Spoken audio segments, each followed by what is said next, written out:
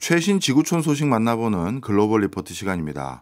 한국경제신문의 한경제 기자 나왔습니다. 어서 오세요. 네, 반갑습니다. 요즘 인공지능 때문에 진짜 모든 분야가 난리인데 미국은 대학까지 이제 침투했나 보더라고요. 미국 대학 교수들이 챗 GPT 때문에 골머리를 앓고 있다. 어떤 내용인가요? 네, 요즘 인터넷에는 이런 밈이 돕니다. Graduate without GPT, 그러니까 GPT 없이 졸업한 사람. 그러니까 생각해보면 내가 멍청하다고 느끼는 순간 이 사실을 떠올려 본다는 거예요. 아, 나 GPT 없이도 대학 졸업한 사람이구나. 그러니까 그만큼 요즘 대학생들이 생성형 AI에 대한 의존도가 높아졌다는 걸 의미하는데요. 저조차도 업무 중에 AI를 굉장히 많이 활용을 하고 있습니다. 저도 이럴진데 대학생들은 그 정도가 더 심하겠죠. 그래서 미국의 디지털 교육협의회에서 설문조사를 했더니 AI를 학업에 사용한다라고 대답한 비율이 무려 86%에 달했고요. 나는 AI를 매주 사용한다고 대답한 비율도 54%로 꽤 높게 나타났습니다. 그럼 이렇게 생성 AI가 우리의 삶에 침투할수록 고통받는 사람들이 있거든요. 네. 학생들을 평가해야 되는 교수님들이죠. 그렇죠. 이들 입장에서는 챗 GPT가 참 골칫덩이입니다.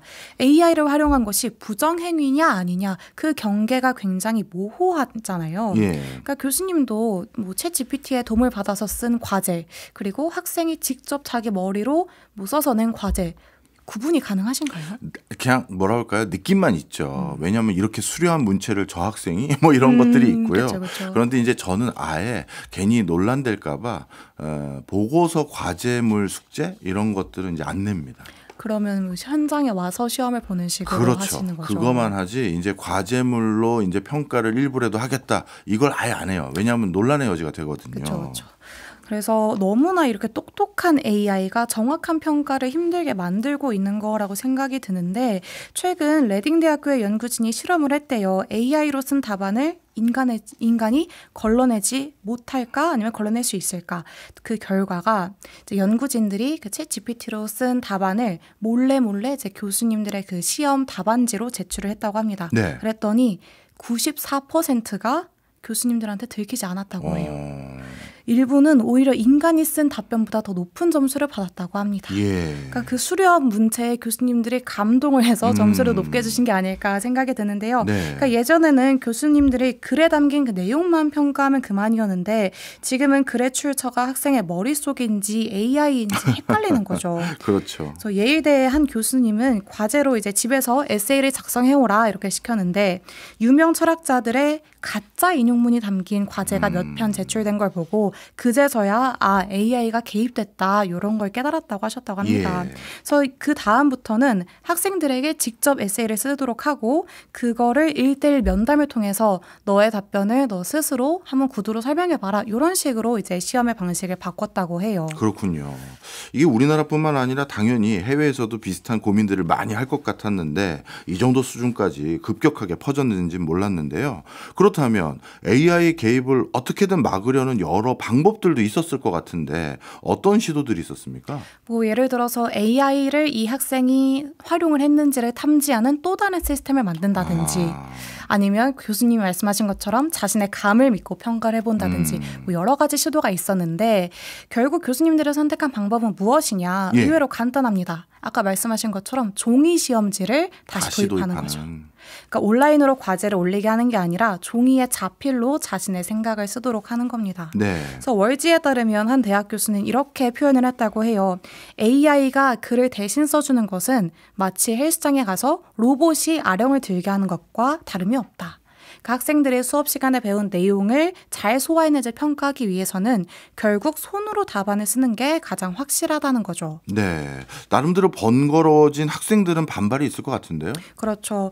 왜냐하면 우리에게 챗 GPT라는 건 뭔가 엊그제 나온 신문물 같이 느껴지긴 하는데 은근히 오래됐습니다. 2022년에 처음 출시됐어요. 벌써 그렇게 됐네요. 그렇습니다. 한 4년 정도 5년 정도 네네. 전이죠. 그런데 이때 입학한 학생들 22학번이거든요.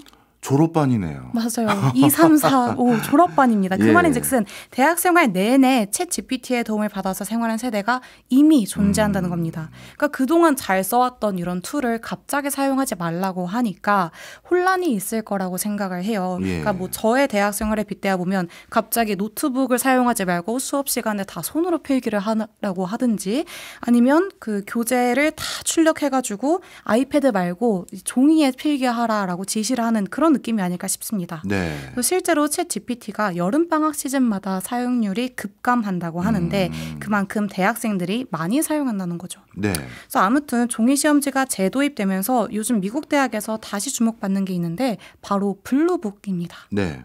우리나라에서는 시험을 치를 때 조교님들이 시험지를 나눠주잖아요. 네. 그래서 거기에 자기 뭐 학번 쓰고 학과 쓰고 이름 쓰고 이렇게 하는데 미국에서는 답안지를 자기가 직접 챙겨서 가는 문화라고 해요. 그래서 이 답안지가 파란색 표지의 얇은 노트 형식이라서 이름이 블루북인 건데요.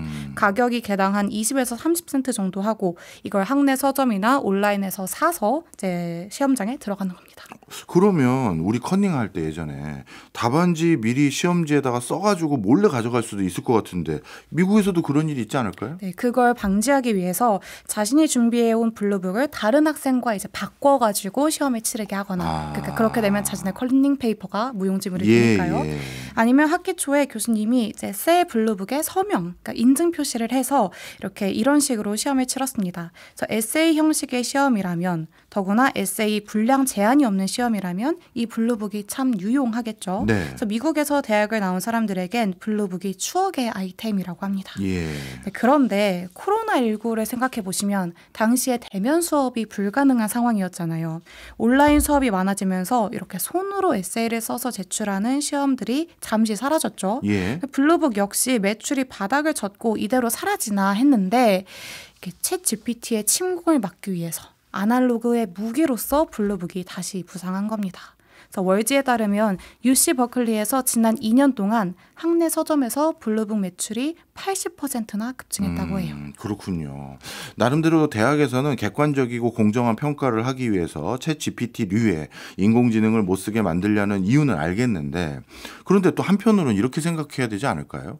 이미 만들어진 거고 그렇다면 이미 만들어진 거를 어떻게 잘 활용해서 좋은 결과를 만들어낼 수 있느냐 그런 인재인지 아닌지를 또 평가하는 것도 중요해 보이는데 이렇게 무작정 맞는 게 맞고 그 억제하는 게 좋은지 잘 모르겠어요. 네, 그러니까 시험을 위해서는 이렇게 하지만 사실 교수들도 비슷한 고민을 하고 있을 겁니다. 예. 그러니까 생성 AI가 학생들의 삶의 일부가 되었고 이를 효과적으로 사용하는 방법을 터득하는 것이 직장에서 사회에서 얼마나 중요한 경쟁력이 됩니까? 그러니까 오히려 대학에서 AI의 활용 기회를 제한하는 게 아니냐 이런 비판도 있다고 해요. 예. 그래도 교수들이 강조하는 건 이런 것 같아요. 학생이라면 최소한 자기 생각을 자기 손으로 쓸 수 있어야 되지 않겠냐. 아무리 너네가 스마트폰에 익숙해서 악필로 쓰더라도 너네의 머리, 자신의 손으로 생각을 풀어내는 훈련이 필요하지 않겠냐. 이런 주장인 거죠. 네. 그래서 블루북을 만드는 미국 제지회사 로어링 스프링이라는 가족 회사가 있는데요. 블루북 앞표지에 이런 문구가 있어요. 네. Use your imagination. 상상력을 발휘하라라는 뜻이죠. 예. 저는 이 문구가 생성 AI의 시대에도 여전히 유효한 메시지라고 생각합니다. 네. 오늘 아주 유용한 팁을 알려주셔서 저도 한번 도입해볼까 생각이 드는데 괜히 그 학생들에게 제가 원망을 사는 게 아닌가. 근데 한 가지 또 단점도 있어요. 요즘 학생들이 워낙 자필로 뭔가 글을 안 써보다 보니까 악필이 어마어마합니다. 맞아요. 그래서 제가 봤던 그 기사 중에 하나도 교수님의 그런 코멘트였는데 학생들의 그 글 쓰는 게 마치 발을 잡고 글 쓴 게 아니냐 할 정도로 그것조차 사치일 거다라고 말할 정도로 악필이 많다. 이러한 코멘트도 있었어요. 네. 하여튼 저도 한번 심도 깊게 고민해 보겠습니다. 미국 얘기 하나만 더 해보겠습니다. 미국의 대학가 컬리지 타운이라고 불렀던 것 같은데 이곳의 상권이 쇠락하고 있다고요? 네, 그렇습니다. 그러니까 지역 경제를 이끌어주던 학생들의 유입이 예전만큼 못하니까 컬리지 타운이 위기에 처해버린 건데요. 학생들로 북적였던 있던 카페, 뭐 술집은 텅 비었고요. 또 기숙사는 정원을 채우지 못해서 폐쇄하는 경우도 있다고 합니다. 그러니까 학교의 침체가 도시의 침체로 이어지는 현상이 미국의 소도시들에서 주로 관찰되고 있습니다. 예. 특히 이런 현상은 미국의 주립대학들에서 뚜렷하게 나타나는데요. 대표적인 예가 일리노이주의 마콤이라는 도시입니다. 네. 이곳이 웨스턴 일리노이 대학교가 중심이던 전형적인 대학 도시였는데 이 대학의 등록 학생 수가 2010년만 하더라도 10,000명이 넘었어요. 그런데 지난해에 5,500명으로 절반 가까이 줄었습니다. 대학 기숙사 3채가 폐쇄가 됐고요. 또 학생들이 줄어드니까 교수를 포함해서 교직원 수가 그 11년간 사이에 38%나 줄었다고 해요. 예. 그러니까 상인들 입장에서는 학생이 곧 소비자잖아요. 예. 그런데 소비자가 이렇게 절반으로 줄었으니까 경제적 타격은 당연히 따라오겠죠. 예. 그래서 많은 상점들이 문을 닫았고 도시의 인구 역시 2010년 대비 23% 줄었다고 합니다. 예. 그래서 한 싱크탱크의 분석에 따르면 이렇게 대학 의존도가 높은 도시들은 그중에 4분의 3 정도, 70% 이상이 지난 10년간 경제 성장률이 미국 전체 경제 성장률을 따라가지 못했다고 해요. 예. 그런데 그 이전 10년 동안 2010년대 초반에는 대부분이 미국 전체보다 더 높은 경제 성장률을 기록했거든요. 그러니까 20년 전에는 영광의 시대를 누렸지만 최근 10년 사이에는 쇠락하기 시작했고 현재 상황이 점점 더 어려워지는 겁니다. 그렇군요. 이게 말씀을 쭉 듣고 보니까 아까 앞서 말씀 주셨던 일리노이주의 마콤 그 특정 지역만의 문제가 아닌가 보네요. 그렇죠. 구조적인 문제라서 더 문제가 크게 다가옵니다. 역시나 인구 얘기를 빼놓을 수가 없는데요. 예. 웨스턴 일리노이 대학처럼 도시 기반의 대학들이 어떻게 성장했느냐. 이때도 베이비붐 세대가 등장합니다. 베이비붐 세대가 60년대에서 70년대 사이에 대학에 많이 진학하면서 이런 도시들도 번성하기 시작했어요. 마콤 역시 이때 신흥 도시로 굉장히 각광을 받았는데요. 네. 1973년만 해도 웨스턴 일리노이 대학의 학생 수가 15,000명이 넘었다고 합니다. 그러다가 이제 제조업이 쇠퇴하고 출산율이 하락하면서 대학 도시 역시 쇠락을 맞이합니다. 미국 출생아 수를 보시면 2007년에 정점을 찍고 지속적으로 감소하고 있어요. 07년생이 내년이면 20살이거든요. 그러니까 내년부터는 고등교육을 받는 인구가 본격적으로 줄어들기 시작하는 거죠. 그러다 보니까 작은 대학들 아니면 상대적으로 순위가 낮은 대학들은 먼저 폐교 위기를 맞는 겁니다. 네. 그러니까 우리나라도 학령 인구가 많이 줄어들었잖아요. 네네. 그러면서 이제 벚꽃이 피는 순서대로 대학들이 폐교 위기를 맞을 것이다. 그러니까 서울에서 먼 순서대로 대학들의 위기가 다가오고 있다. 이러한 표현이 있을 정도인데 네. 미국 역시 학생들이 학교의 브랜드 가치를 더더욱 따지고 있습니다. 그러니까 미국 전역에 748개 정도 주립대 중에 미시간대나 위스콘신대처럼 이름이 널리 알려진 대학은 상황이 좋은데 예. 그게 아니라면 등록률이 하락하고 있는 거죠. 예. 실제로 수치를 찾아봤더니 이름이 좀 유명한 대학들은 2015년 대비 등록률이 9% 증가했는데요. 네. 웨스턴 웨스턴 일리노이 대학처럼 지역 주립대는 등록률이 2% 줄었다고 합니다. 학생들이 지방 소도시를 떠나고 있는 거예요. 그렇군요. 그래서 필라델피아 연방준비은행이 조사를 한번 해봤대요. 그랬더니 2029년까지 미국에서 80개의 단과대학과 종합대학이 아예 폐교가 될 수 있다고 합니다. 그러니까 인구가 급감하면서 충분한 학생을 모집하지도 못했고 또 주 정부로부터 예산을 받지 못하는 재정난도 겪었고요. 근데 이 연구진들 입장에서 재정난이 얼마나 무섭냐면 예. 자기가 수년 동안 연구해왔던 그 프로젝트가 돈이 없어서 한순간에 중단될 수 있는 위기에 처할 수 있다는 거예요. 예. 그래서 특히 인문학 분야에서 이런 연구비 삭감이 빈번하게 발생한다고 합니다. 그리고 대학 진학에 대한 인식도 바뀌고 있는데요. 고등학생들은 따져보는 거죠. 내가 이 돈을 내면서 굳이 대학에 가야 하는가? 차라리 기술을 먼저 배워서 빨리 취업하는 게 낫지 않을까 이런 의문 속에서 대학 진학을 선택하지 않는 비율이 점차 늘고 있다고 하고요. 네. 또 앞서 말씀드렸듯이 점점 취업하기 어려워지니까 명문대 선호 현상이 심화되고 있다고 합니다. 예. 그러니까 명문대 졸업장이라도 있어야 내가 더 나은 직업을 가질 수 있다. 이런 인식이 굳어지는 거죠. 그렇군요. 야, 세계 가장 우수한 대학들이 많다라는 미국에서도 이런 현상이 있다라는 게 참 놀라운데 결국 대학도 양극화되고 파괴되고 있다 이렇게 봐야겠네요. 그렇죠. 대학이 무너지면 지역 상권까지 무너지는 연쇄적인 결과가 일어나니까 이게 대학끼리의 뭐 서열, 대학의 양극화뿐만이 아니라 도시 간의 격차도 벌리는 그러한 현상이 나타나고 있습니다. 네. 앞서 설명했듯이 학생 수가 줄어들면 부동산 수요가 줄어들겠죠. 그러면 집값이 떨어져요. 예. 그러면 주 정부의 세금 수입이 줄어듭니다. 악순환이 계속되는 거네요. 그렇죠. 그럼 주 정부가 세금이 부족하니까 시민들에게 제공했던 각종 지원의 퀄리티도 떨어집니다. 예. 그러니까 이를 해결하기 위해서는 결국 학생들을 다시 끌어와야 되는데 일부 대학에서는 외국인 유학생을 중심으로 학생들을 다시 모집해 보려고 한다고 해요. 예. 그런데 뉴스를 보셨으면 아실 수 있겠습니다만 트럼프 행정부가 외국인 유학생의 문턱을 굉장히 높이고 있거든요. 예. 그러니까 유학생 모시기도 어쨌든 난관에 봉착한 거죠. 그러니까 한 예로 트럼프 행정부가 하버드 대학의 외국인 유학생 등록 권한을 박탈했습니다. 네, 봤습니다. 그렇죠. 며칠 전에는 하버드대 유학생 비율이 너무 높다. 현재 31% 정도인데 이걸 15%로 획기적으로 줄여야 된다. 이렇게 주장하기도 했어요. 예. 또 미국에 유학을 오려는 학생들은 SNS를 심사해야겠다. 이렇게 얘기를 하면서 이를 준비할 때까지 각국 대사관에 유학생 비자 인터뷰 잠시 중단해라. 이런 폭탄 선언까지 내려온 상황입니다. 그런데 생각해보면 대학 입장에서 유학생이 얼마나 소중한 존재냐면요. 재정적으로 이들이 내는 수업료가 재정적인 건전성을 좀 갖출 수 있는데 도움을 주고 있습니다. 예. 외국 유학생은 미국 그 재학생 대비 훨씬 더 많은 학비를 내고 있거든요. 그러니까 대학 학자금 수입의 상당 부분이 유학생들의 지갑에서 채워지는 거예요. 예. 그래서 국제교육자협회에 따르면 지난해 기준 외국인 유학생이 미국 지역사회에 기여한 경제적 효과가 얼마였냐 봤더니 438억 달러, 우리나라 돈으로 60조 원 규모였다고 합니다. 그러니까 트럼프 행정부가 만약에 유학생들의 문턱을 계속 높인다면 이런 경제적 효과는 앞으로 점점 더 줄어들 수 있다는 거죠. 예. 그래서 아이비리그와 주립대 무관하게 유학생들이 줄어든다는 것은 재정적으로 큰 타격을 주기도 하고요.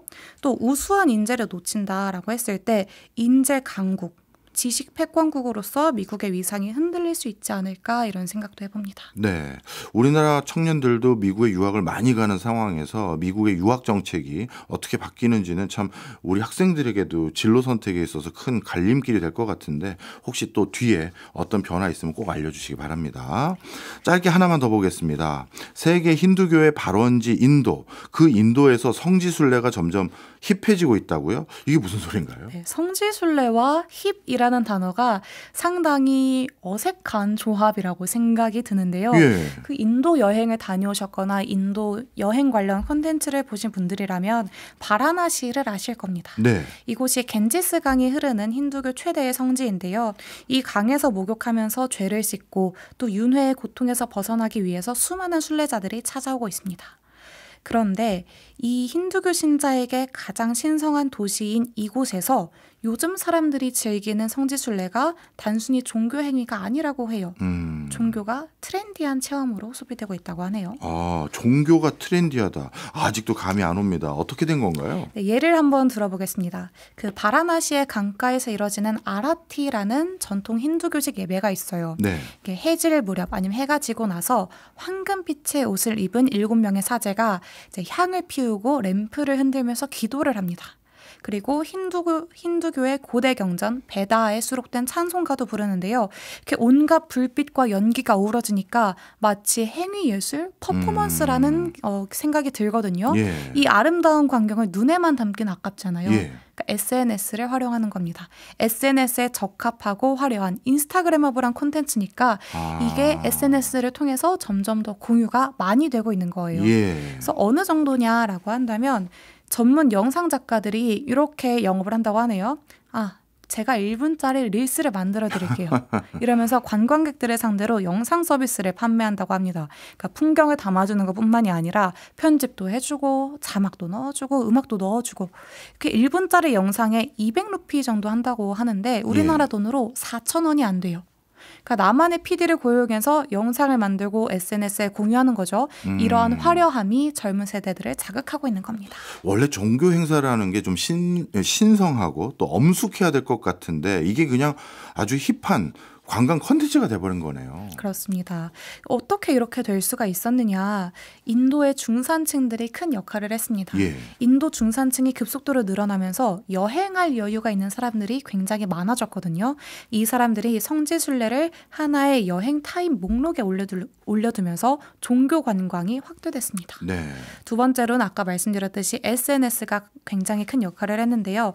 종교적 체험을 인증하고 공유하는 게 상당히 멋진 일로 인식되고 있다고 해요. 그러니까 예전에는 순례가 뭔가 개인의 구원을 위한 여행이었다면 지금은 관광에다가 종교성 한 스푼을 더했다 할까요?